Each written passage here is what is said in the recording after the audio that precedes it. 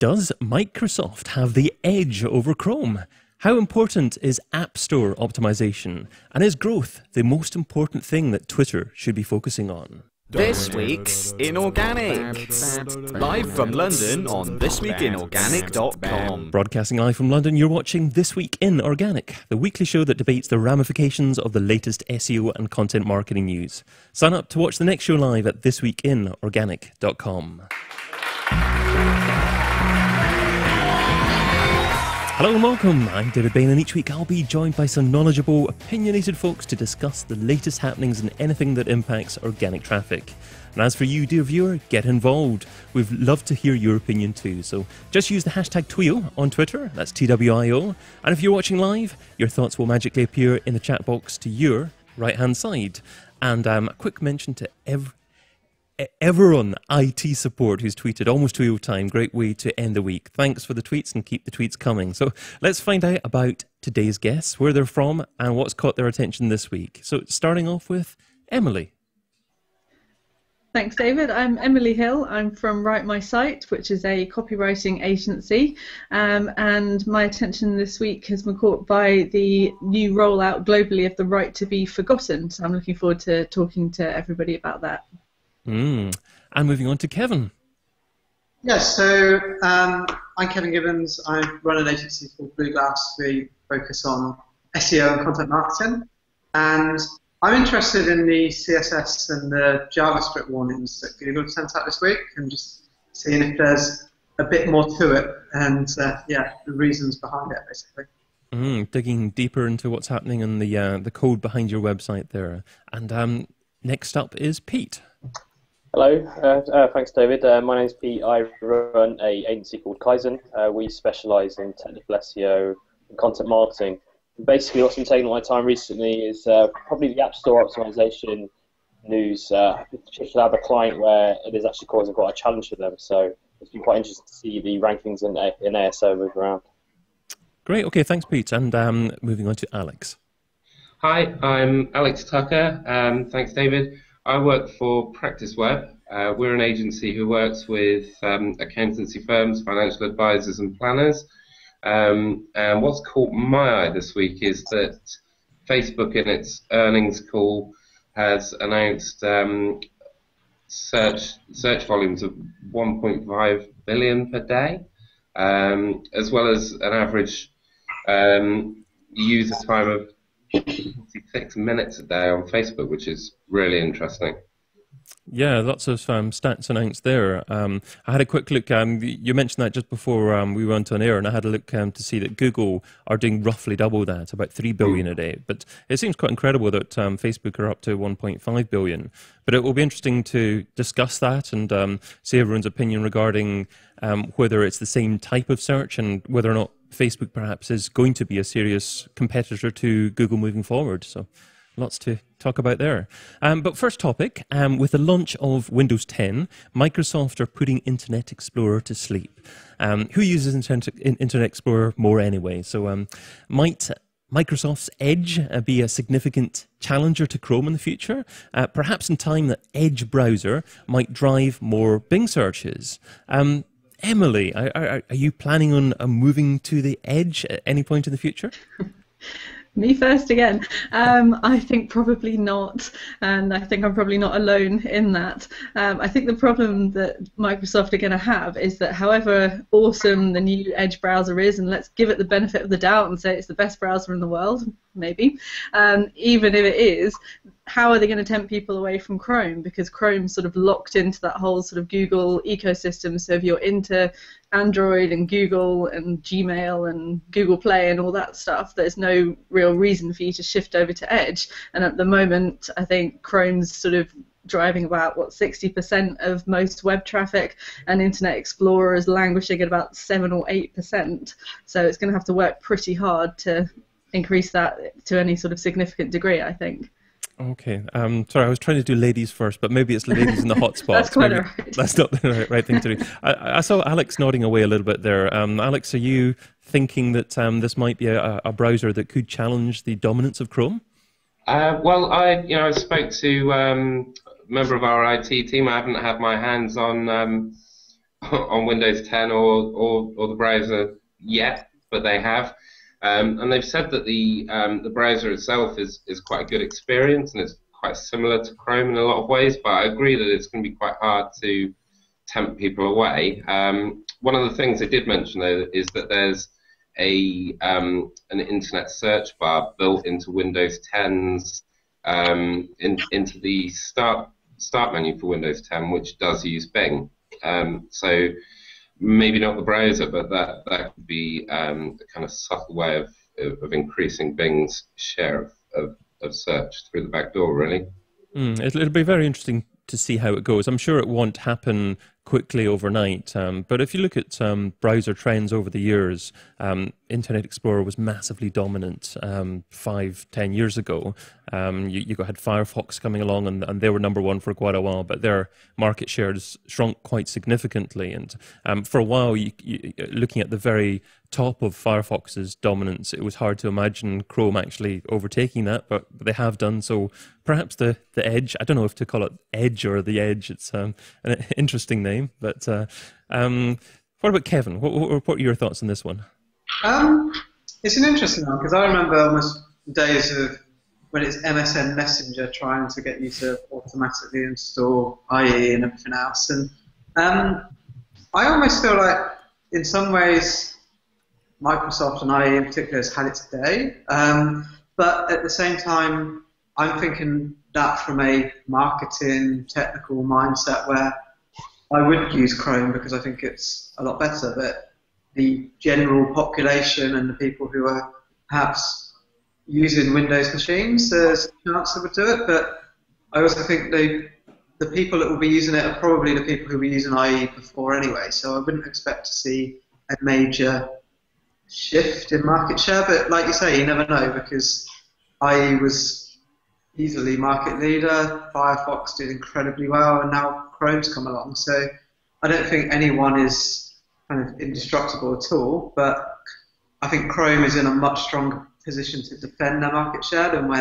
where IE were back when Firefox and Chrome took it, but yeah, let's see, it'll be interesting. I agree with the point about the search from the start menu. I think that could be a bigger game changer if people start using that instead. Yes, absolutely. I mean, it depends on the quality of Bing search results, of course, as well. It could be a negative thing if that's not a good experience. Microsoft Messenger, that's a blast from the past there. So do you remember Netscape as well? Did you used to use the Netscape browser? Yeah, I did actually. I think I was back at uni in those days, but I didn't remember Netscape. And, yeah. A long time ago now. Absolutely. What about you, Pete? Do you reckon you might be a convert? I take it you're a Chrome user at the moment? Yeah, I mean, I kind of bought into the Apple family. You know, I got the phone, and then I got the Mac, and I have Apple everything. So I am a bit of an Apple fanboy. But I mean, I guess I tweeted this earlier. I took a look to see, you know, searches for Chrome, Windows 10, and Windows 10's been in beta for a while, but essentially the day after release, the spike for Windows 10 searches for Chrome just went like this. So people are installing Windows 10 and then straight away searching for Chrome on Bing, I guess, to then install it. So I guess that's kind of case in point for me. But I mean, Microsoft are moving in, I think, an interesting direction. I think since they changed CEO last year, they are now seeming to get a good A team behind them. I mean, you know, products like HoloLens are quite interesting, and Internet Explorer itself, when you look at critics' reviews, it is getting rated quite highly. People are saying it's a good, fast, reliable browser, and it is moving in the right direction. And they are doing things which to try and steal the market share away. I mean, I've seen that Edge is going to allow near cross-platform compatibility with Chrome plugins. So to me, if I think, well, what would make me move to Edge? Well, it'd have to be faster, and it'd have to be better, and it would have to have the same extensions that I use now. And they are trying to achieve that, but I mean, to a power user, I don't think anyone ever switched to Edge. But I think the average man and woman on the street, I don't think they really understand what a browser is. You know, my parents, they just click on the word internet and then they go. You know, so that's how it is. That's an interesting point. My 10-year-old son found Internet Explorer on the laptop recently and asked me what it was. And as far as he's concerned, Chrome is the internet. Yeah.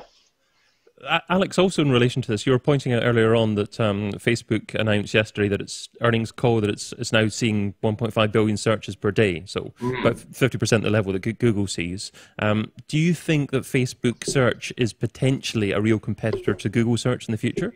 I don't know if it's a direct competitor. I think what Facebook has the kind of unique ability to do with graph search is to tell us, is to give us some really highly relevant search results about things that our friends and network like and are interested in, which could be interesting for local businesses and so on, and kind of could point out the importance of building communities for businesses.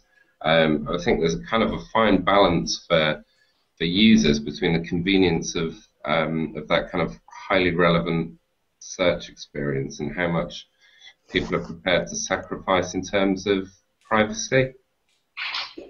Yeah, I mean, there's quite a few interesting developments happening in the search landscape at the moment. A few weeks ago, you had Apple announce that its next iOS level will actually integrate in-app search as well. So that's, I guess, a similar kind of thinking there as well, and to deliver a search experience within that those set of walls, as it were. Emily, not first this time, second. Are you, I presume, an avid Google search user? Would you do you use Facebook search quite a bit? Would you consider using other search engines?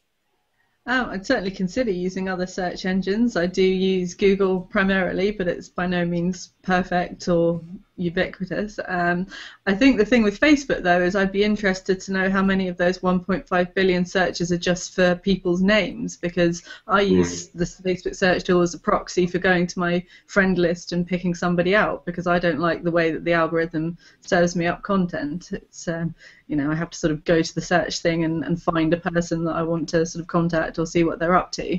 So I wonder what would happen if you excluded just people's names from the search data. I think it would probably be quite a bit smaller, because I find the Facebook searching for, the search function for anything else is quite sort of elementary at the moment, I think. That's and maybe brands as well.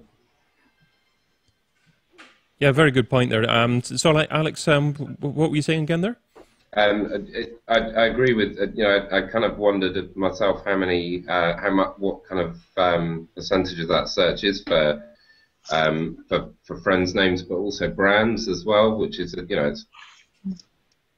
be quite a lot of volume of people searching for brand names, pages, and so on, rather than show me a restaurant near me or something like that.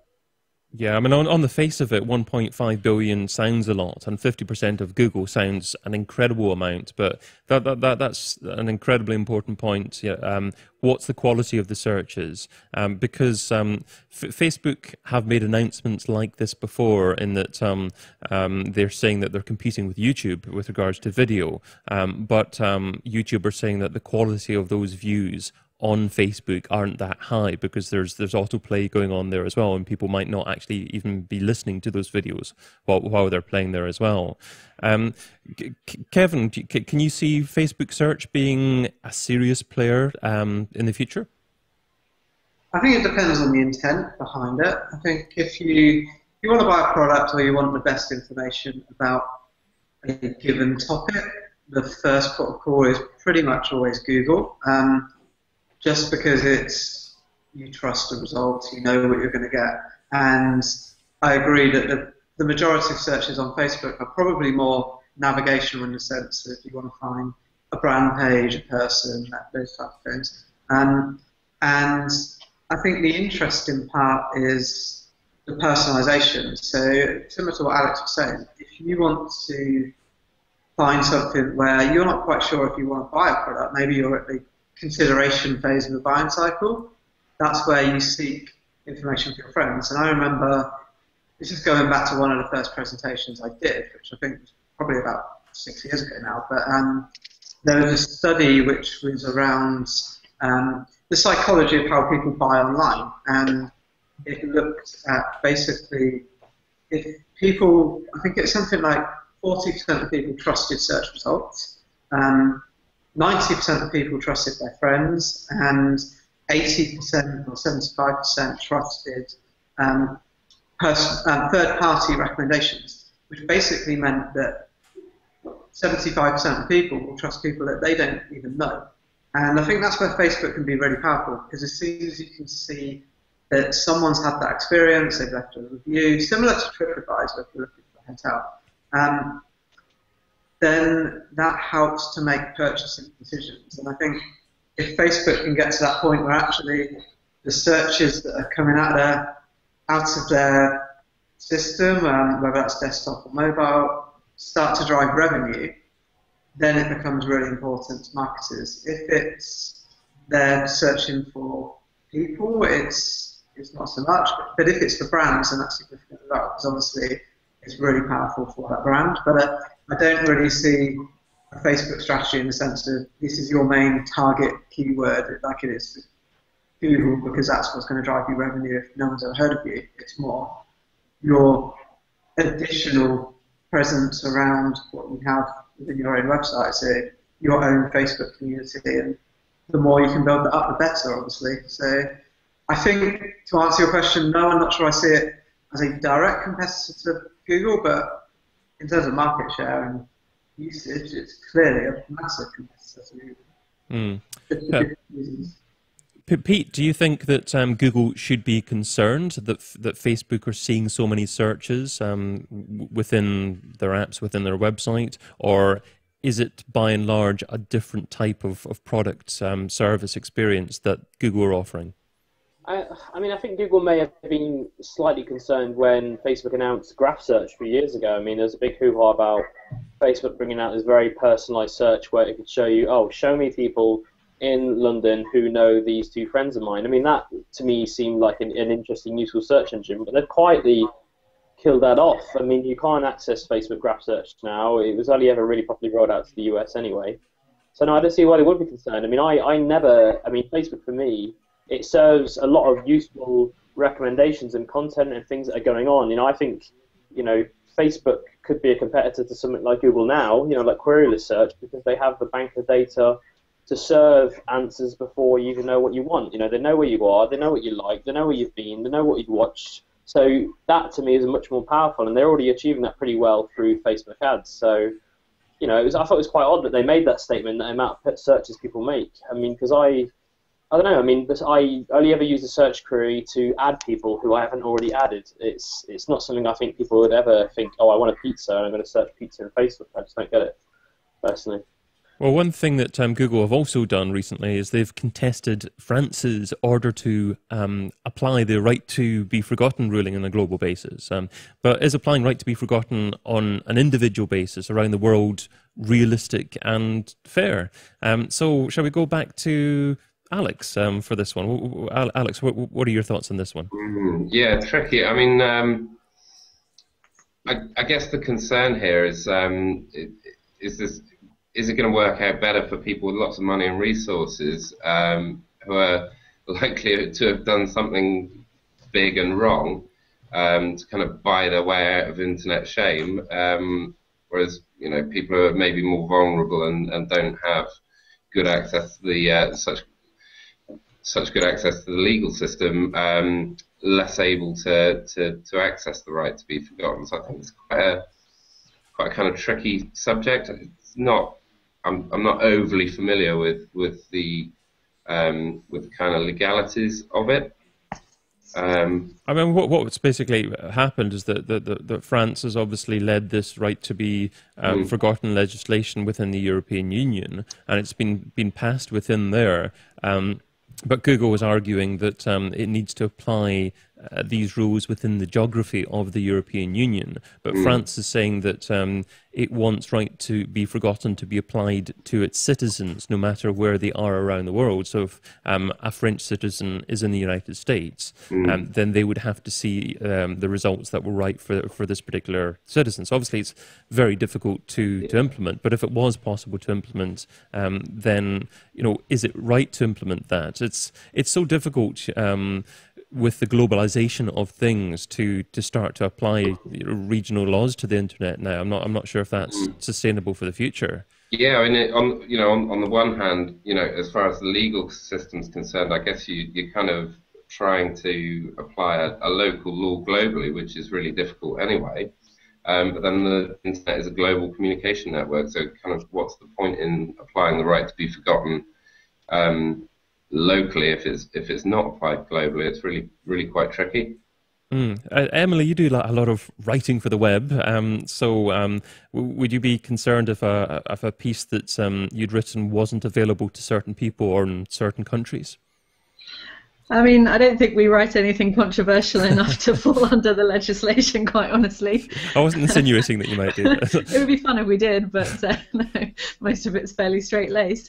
Yeah, I'm really interested in this topic because the sort of content marketer person in me says, well, this is ridiculous. If something's out on the internet, it should be on the internet. We should all be able to access it whenever we want, and if people don't like it, tough. But actually thinking it through, I think there is a good case to be made for the right to be forgotten on a global level, because all of us do have a fundamental right to a private life. We shouldn't have to feel that every silly thing we've ever done in our lives is there for anybody to see and to judge and to pull us up on years and years after the fact. So I think, you asked two questions. Is it realistic? Is it fair? I think, is it fair? Well, sometimes, yes, I think it can be a fair thing that we say, do you know what, I did something daft 20 years ago. I don't want people still hassling me about it. Can we just get rid of it now?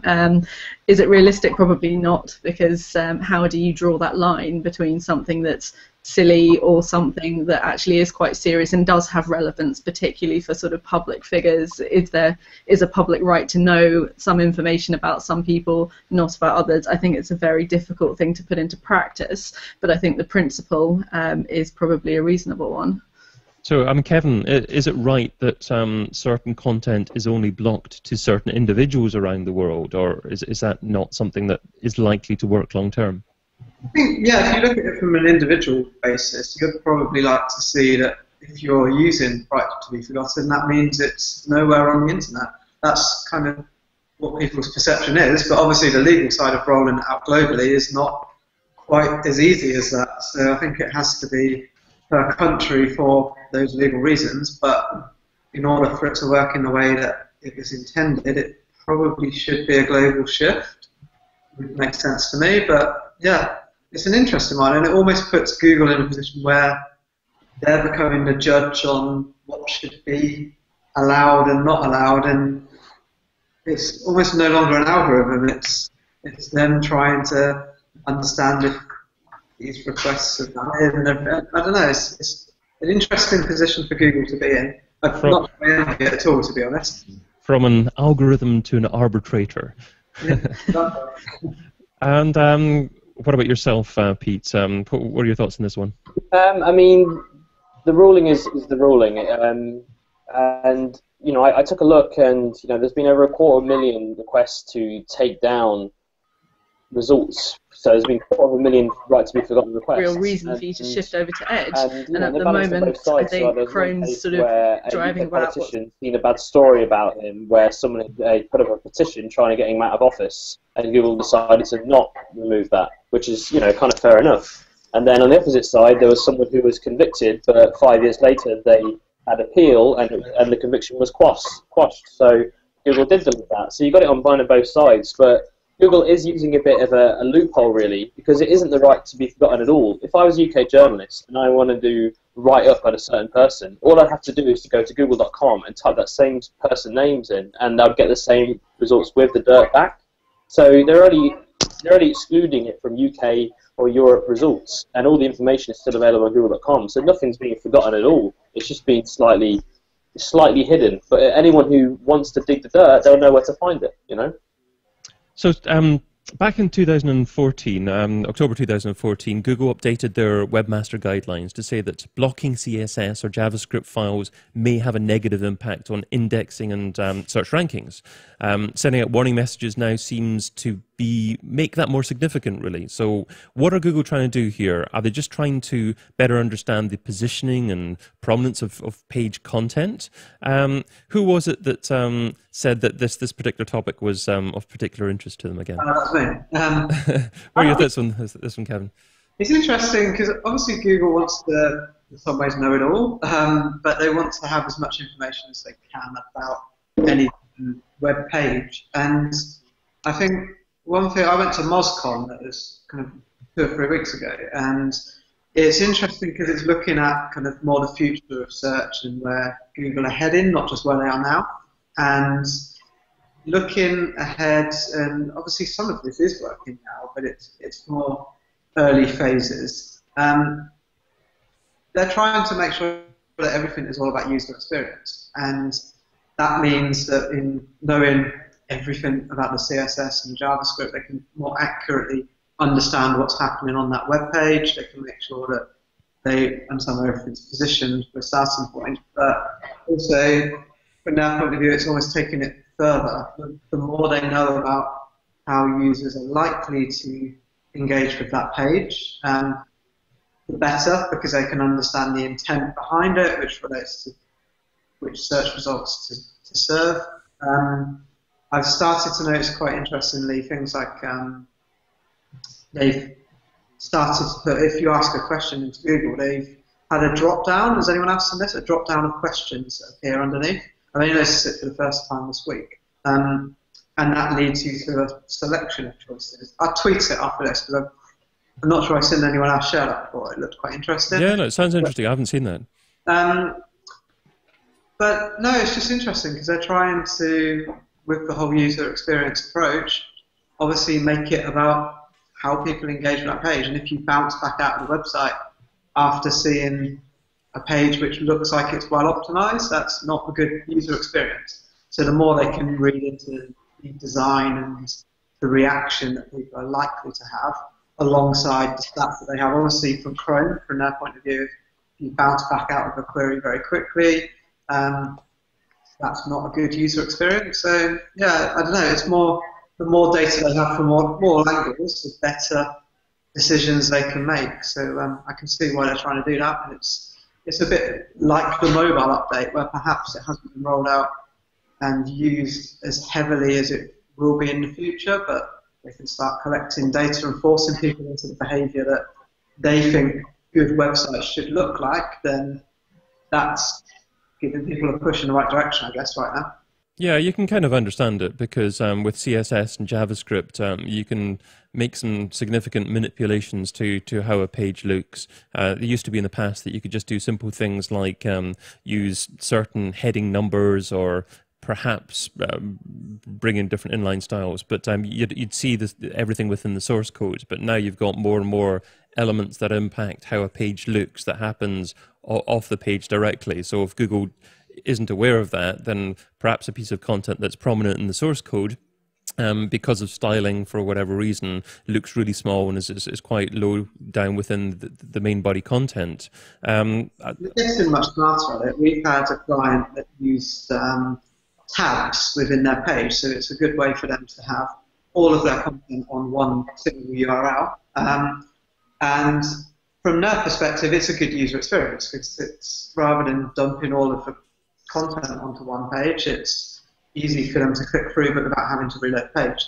And Google last year was probably ranking that content very favorably. This year it's not doing as well, and it's something we're certainly advising against, is making sure that in some ways you definitely want to have the right user experience, but you need to pay attention to what Google views as the right experience as well, so it's having that balance basically.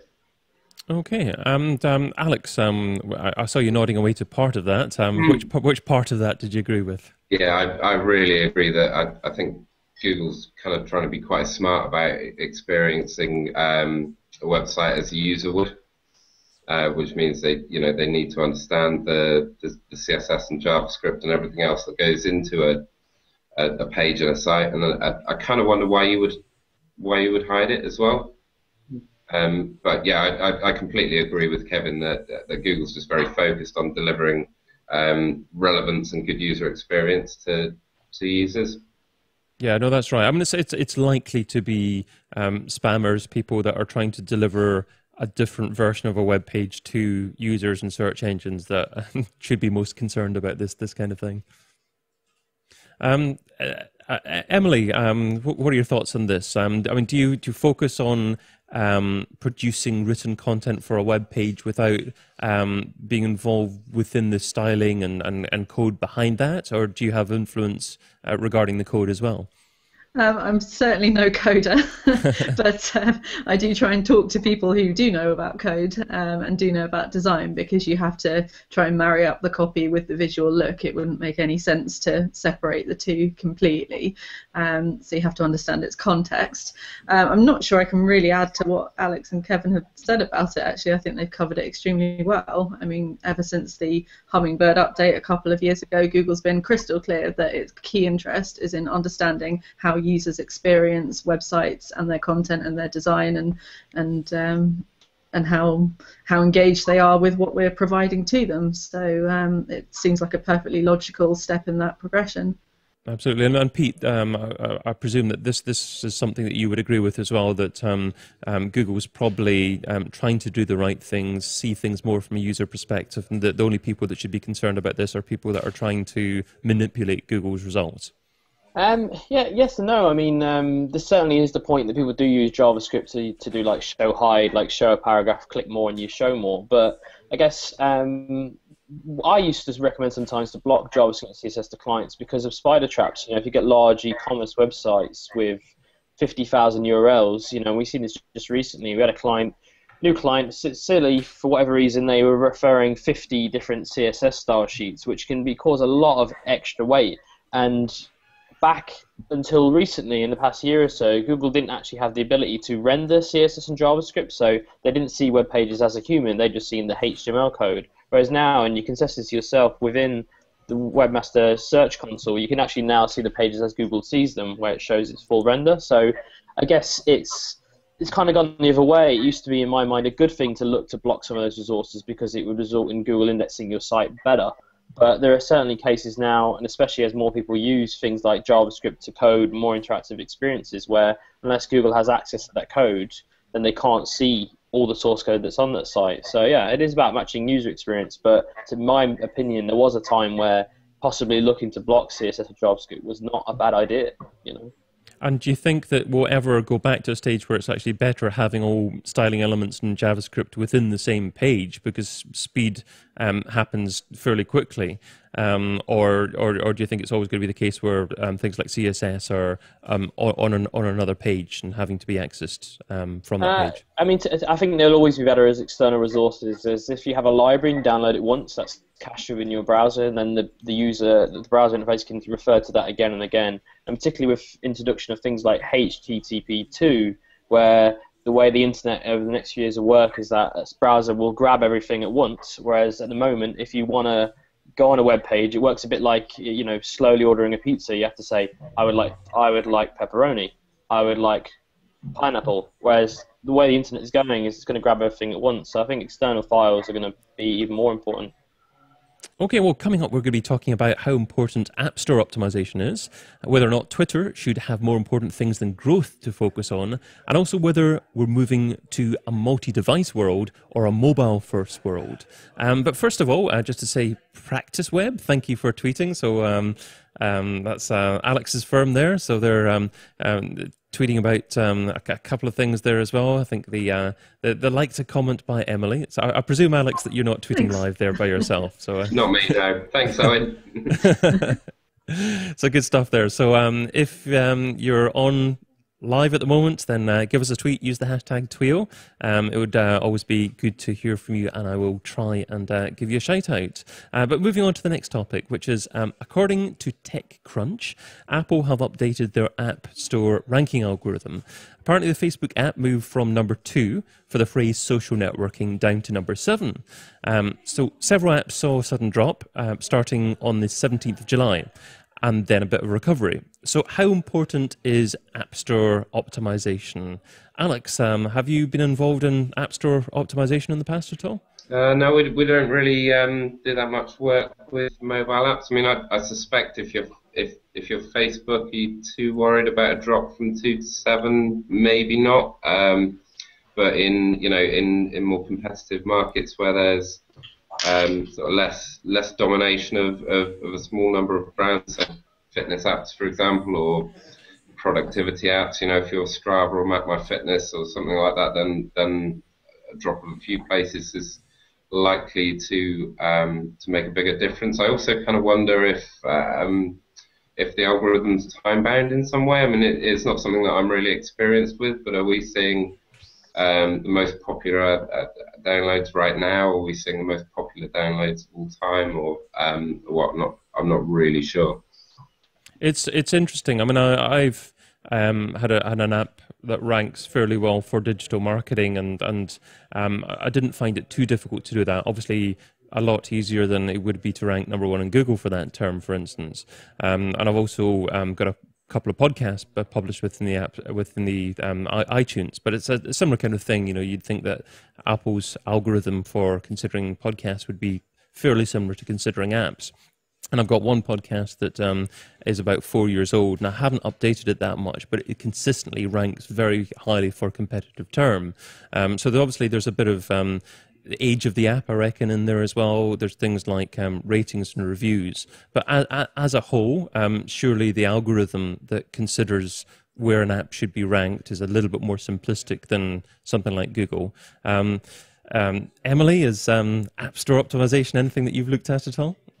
It's not, no, it's not really my area, but from what I know about it, it sort of seems like a simplistic variant of search engine optimization. It's about sort of making sure you know what the keywords are, making sure those keywords are represented in the app's title and description copy without being spammy, and just sort of making sure you've got a decent app to start with, because that's the thing that's going to influence whether or not people want to install it. I'd say the same thing about websites. Make sure you've got a good website and then worry about optimizing it. Yeah, absolutely. Great point there. If you release an app and it's poor quality, then you're naturally going to get poor ratings and reviews, and that's just going to be a downward spiral, and you might as well just forget about it and release something else, I reckon, in the future. But the interesting thing about Apple is that the algorithm is such a black box, probably even more so than Google, because maybe there hasn't been as much focus or study done on it, but you can certainly drive a lot of traffic from it, so it's right for quite a few different businesses. Kevin, is that something that you've looked at all? Yeah, definitely, and I think for us it's really important. I just pulled up a stat actually, which is so this is going back from last summer, but or global revenue from app stores was likely to hit 25 billion last year, and they predict it's going to be $46 billion by 2016. So I guess to answer the question, is it important? I think that means yes, quite clearly. And the other one that's interesting, there's Clash of the Clans was making, probably still is, $654,000 a day last February. So we're in the wrong game, I think is Peter, are you going to change your game?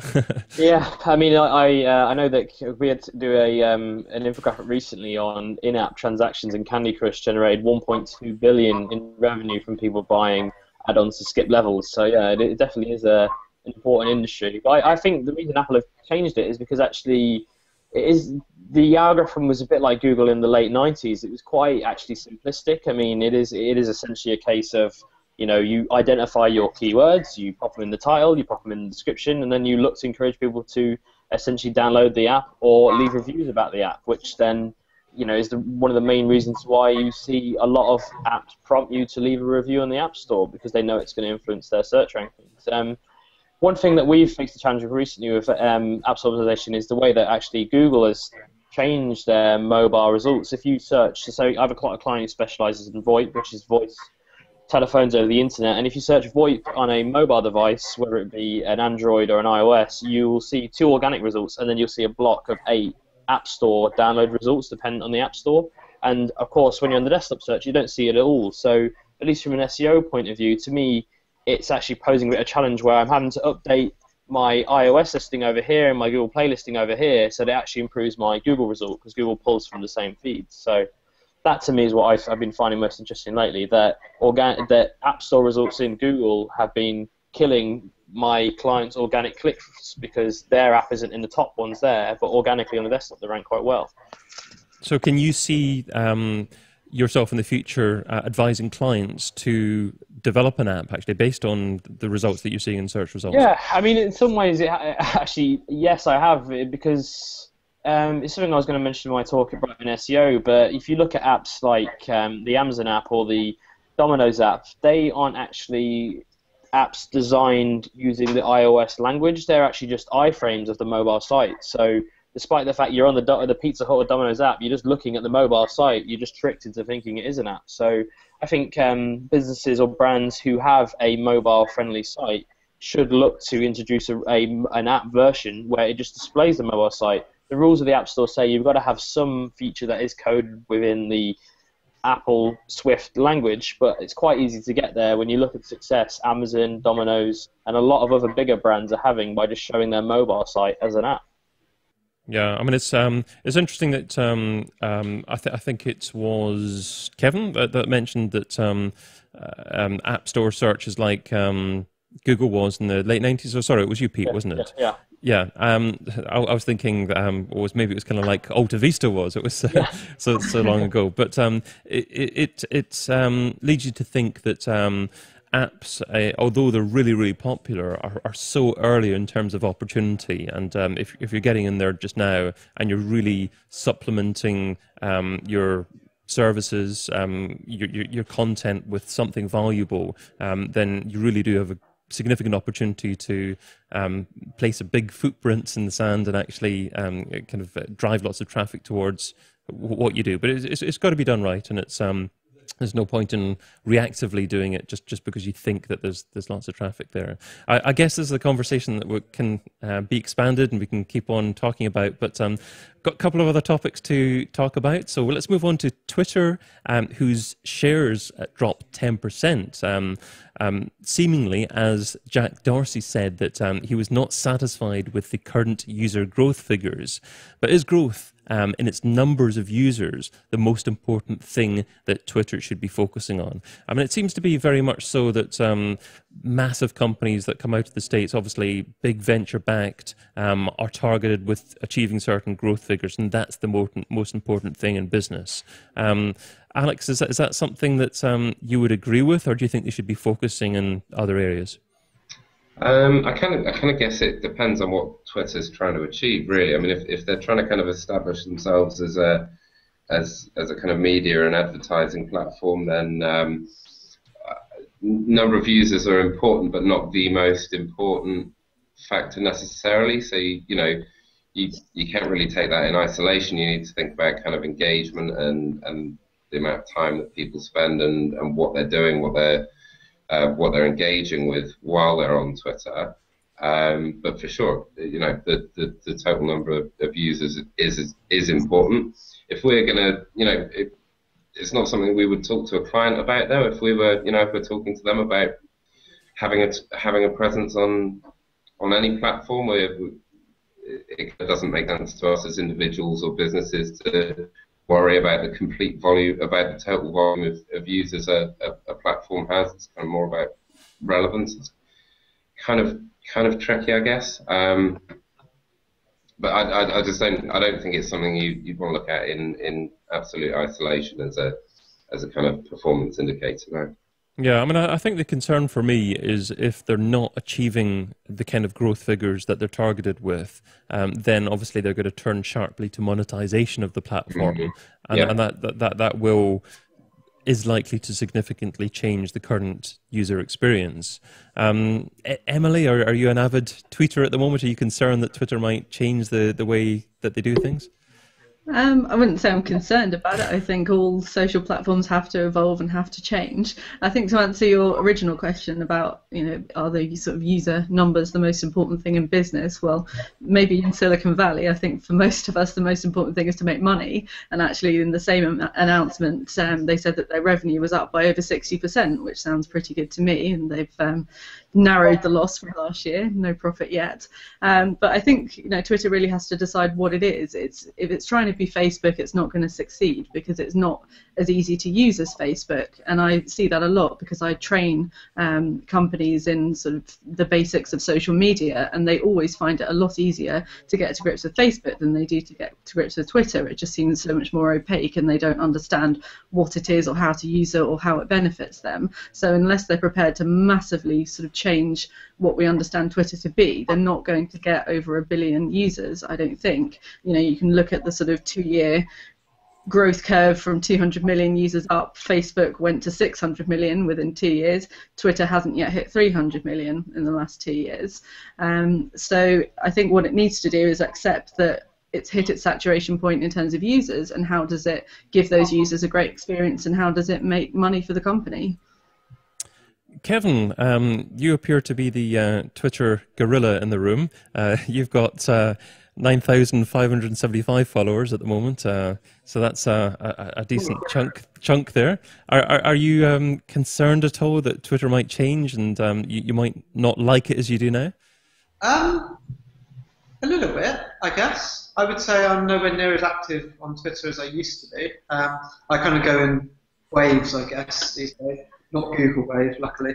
So, I don't know, interestingly, I was talking to a Facebook developer recently, and he was saying the way they judge things is not just by users. That's an indicator, but it's not a KPI, it's an eye, I guess, from that point of view. But he said they have an aha moment, and for them, it's if you have 7 friends within 10 days of joining Facebook, you know that person is likely to be active. Active users is much more important than number of total users, because a lot of people will sign up and they might never come back again. Like Twitter is obviously the same. For Twitter, that aha moment was once you follow 30 people, you're much more likely to engage and become an active person. And I remember back when I joined Twitter, which is a long time ago now, I didn't get the point of it. I didn't really understand why you would use it until lots of other people I knew were on there and have started engaging with them. So I think that's very true, that once you have a certain amount of people that you know that are using it, it becomes something like Facebook. I think everyone's got to the point that they've been forced to be on Facebook because all their friends are there rather than perhaps wanting to be there. So for them, it's about active users. And I think almost for Twitter and Facebook, they've probably got to that stage where it's no longer about building that up, it's probably retaining it in a lot of cases as well. How do you make sure that people aren't getting bored of Facebook, aren't getting bored of Twitter, and they keep that going as well as acquiring new members or users in this case? Yeah, I guess the challenge is that retention isn't a sexy word for investors, and it's difficult to justify that, I guess, to people that want growth. But Pete, what are your thoughts on that? I think Emily said it right, that Twitter is at a mature stage now. I think it has hit its peak in terms of getting growth. It's a very well-known platform. I think the amount of active users versus registered accounts is very, very high.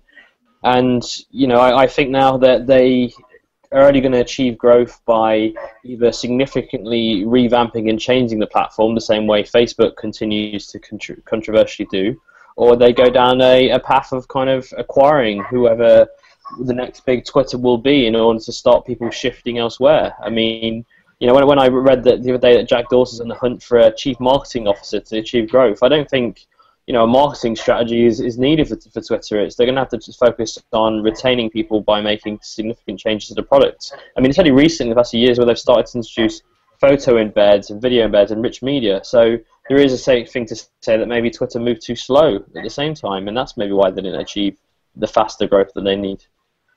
I mean, it's how much the platform can change while at the same time keeping their users happy. Yeah, because looking at Twitter now, when I log on, the first thing that I see in the top of the screen most of the time is a video playing, and I'm not sure if I like that as much as obviously seeing what's going on. And if they move too far away from their existing model, then it could put people off. I mean, I can't think of another social network that I would be likely to move to instead of that, but you never know. And maybe something entirely different like Periscope would be something that would be used rather than Twitter, but we'll see. But one more topic to focus on, and that's according to the IDC, 337 million smartphones were shipped in the last quarter. So that's an 11.6% rise compared with the same quarter last year. But are we moving to a multi-device world or a mobile-first world? So that significantly impacts web design. And I think web design, Alex, is something that you offer your accountancy clients, isn't it? I mean, I guess in that kind of world, you don't view it likely being mobile-first anytime soon.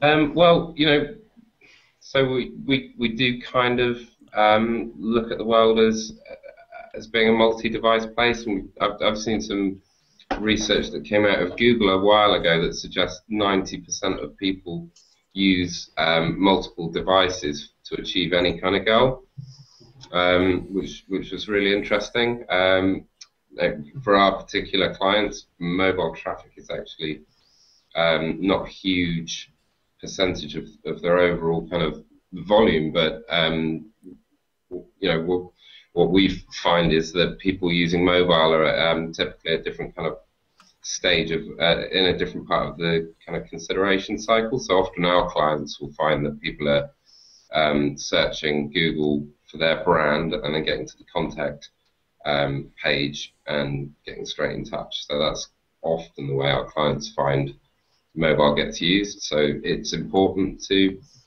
have a good experience there. But we really, you know, we really talk to people about designing for the simplest, most basic design first, and scaling up to desktop. So we try and approach things in a kind of multi-device way, but we start with mobile and kind of work our way back in terms of experience. Yeah, as you say, I mean, I guess it depends on industry that you're in as well, because I mean, here at Analytics SEO, looking at our stats, about 90% of our visitors are viewing the site on a desktop computer, and that's, you know, because it's a business-to-business type proposition, so that's probably unlikely to change anytime soon. But I mean, Emily, you obviously produce a lot of content, and a lot of content is consumed on mobile devices. Do you think you're thinking about writing your content from a mobile perspective now? Sort of. I mean, I think it's been a really good sort of discipline, actually, the idea that your content could be accessed on a very small screen. It does sort of force you to make sure that that content is well structured, that it's well written, that it's not sort of padded out with extra long sentences, that you're having, you know, one sentence per point and one sort of paragraph to move the conversation along. And I could run you through the rest of the editorial checklist, but it's probably not that interesting. But yes, I think it's a very good discipline to sort of start, as Alex said, really start from mobile and then work up from there, because if your content works on mobile, then it will work on anything bigger than mobile. And Kevin and Pete, you're both from content marketing agencies. And Kevin, do you think that it's actually possible to write content that is very appealing for readers on both devices at the same time, or do you think you've got to target those devices separately? I think it's a mix. I think one thing is interesting. I'd like to see if there's any trends on like the usage of like Pocket and the apps that you use to read articles, because certainly myself, if I come across a link that I think sounds interesting to read on Twitter, I probably won't read it there and then. I will add it to Pocket, and that's something that you're coming across something on the desktop, but you're reading it on the mobile. And interestingly, even to do with content marketing, like personally, I find obviously still a popular content marketing tactic is infographics. I don't find that very mobile friendly. I think that actually if you're reading something that's very long and visual, it's not the best device to look at that for, and it's making sure that moving forward, perhaps there's an alternative for that. HTML5 is probably the obvious example, but it's not quite so easy to create because there's more development involved behind that. But yeah, certainly I think before, from a content marketing perspective, you were thinking pretty much desktop only and then mobile afterwards as an afterthought, or it might even be you'll create a big infographic or an HTML5 piece that really doesn't look all that good on mobile, but now it has to be because that's where people are consuming the content. And if you want them to share it, they need to consume it in the best way possible. So yeah, it's interesting. I think mobile's become a lot more important for that reason, but just from a content marketing perspective. And Pete, you were nodding there when Kevin said that infographics aren't that a great experience on mobile devices. Do you think that people on mobile devices should be delivered some other form of the content, or do you think it's okay to deliver it on mobile devices? I mean, it is a good point that certainly in the past 6 months, now more than ever, when we design an infographic, we have to build it in HTML5 so that it is mobile friendly on multiple devices. And I think the other thing is that I do think you kind of do have to design for either a mobile experience or a desktop experience. I mean, when you look at sites like Viral Nova that was acquired for $100 million this week, sites like that and BuzzFeed, they're all the articles are written around a shorter attention span, which is what people have on mobile, and that's what it's designed for. So when I create content pieces, when I do a long-form piece of content that's 3,000, 4,000 words, and if it's like something like parallax scrolling, then, it's kind of think, well, is it a justified investment to double the amount of development time on this for it to be mobile-friendly? Because I know people would just save that to an app like Pocket and then read it later. So I do think you have to write for either because attention spans are different. Yeah, it's an intriguing marketplace. It's changing very quickly, and it'll be interesting to see what it looks like even just in a few months' time. But that just about takes us to the end of this week's show. So just about time for a single takeaway and some sharing of find out more details from each of our guests. So starting off with Alex. So I found those the content marketing guys' points about different form copy for mobile and desktop really interesting. So I'm certainly going to go away and have a think about that. Okay, great. Okay, and just to remind everyone, just your full name and contact details where people can get in touch with you. Yeah, sorry. So it's Alex Tucker. I work for Practice Web. You can find us at practiceweb.co.uk, practice_web on Twitter, or Tucker A on Twitter. Thanks. Lovely, thanks, Alex. And Emily, what are your final thoughts of the day, and where can people get in touch with you? I was interested in what the sort of more tech-savvy guys had to say about the whole sort of CSS and JavaScript, and just what that sort of represents in terms of the need to pretty much have an open book as far as Google is concerned, and make sure that your website is completely accessible to them in any way they may wish to crawl it. In terms of how you can get in touch with me, my company is Write My Site, write as in writing, site as in website. You can catch us online. It's the same handle on Twitter, and I also have a Twitter account under Ask Emily Hill. Great. Okay, and Kevin, what are your final thoughts and where to get hold of you? I think the interesting thing for me is there's actually quite a common theme across a lot of the points. Certainly to do with talking about Facebook search, Twitter usage, and CSS. From Google, and that common theme is about the user experience, and it's about what people want to see and engaging more with people online, essentially. And that's exactly what all three of those players are looking to do. App Store optimization, you could argue, is the same. It's more about the quality of the experience, and it's trying from a brand perspective to maximize all of those channels if you can. So yeah, it's quite interesting to see each of those platforms kind of evolve over time, and they're heading in their own different ways towards the same experience and goal. And yeah, in terms of contact details, so our website's blueglass.co.uk, Blueglass on Twitter, or if you want to follow myself, it's Kev Gibbo. And Pete, what are your final thoughts and how to get hold of you? I think another way you can wrap up today is talking about kind of cross-platform compatibility. I mean, how is Google and Microsoft going to compete against each other? How are people going to move from Chrome to Edge?